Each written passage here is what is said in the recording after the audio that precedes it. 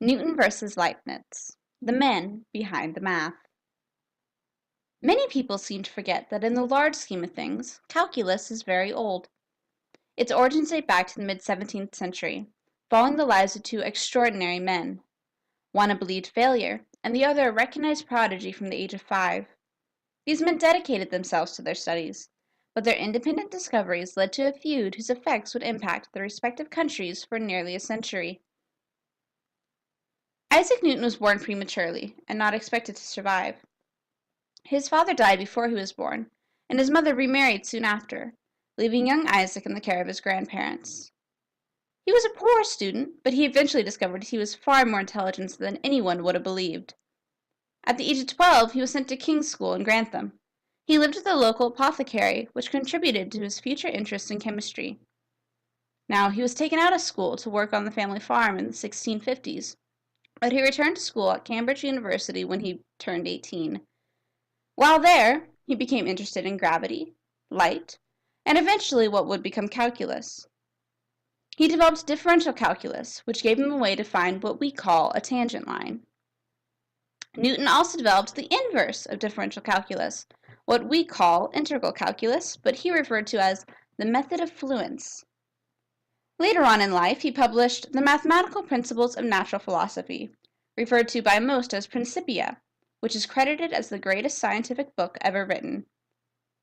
Newton died in 1727, most likely from mercury poisoning that resulted from his work with alchemy.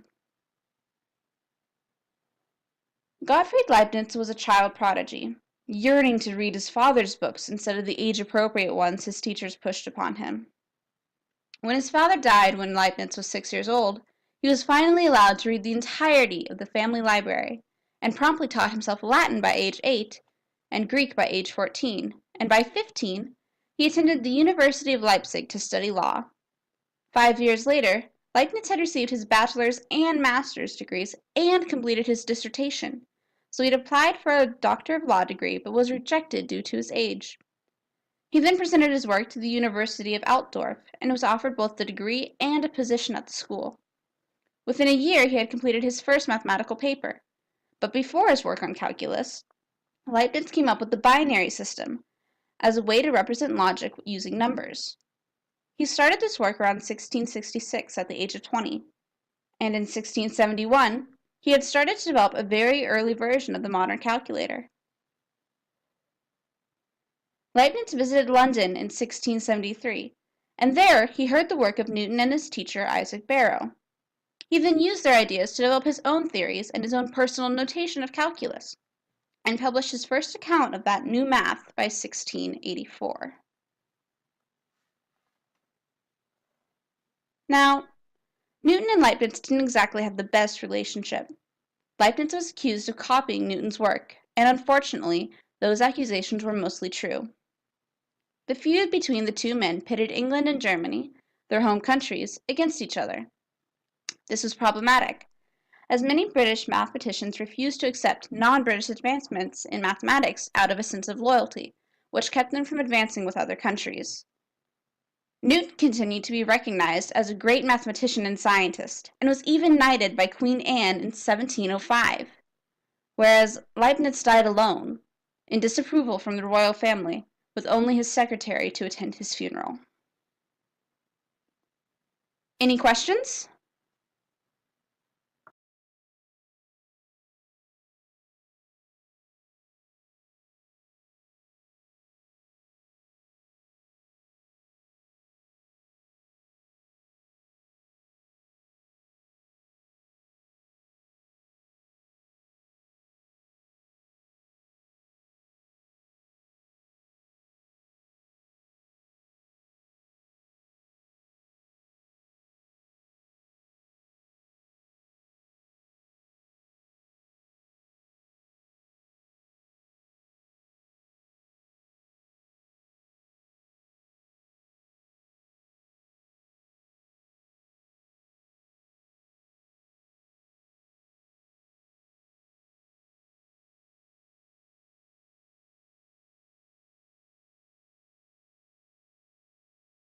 Created using Powtoon.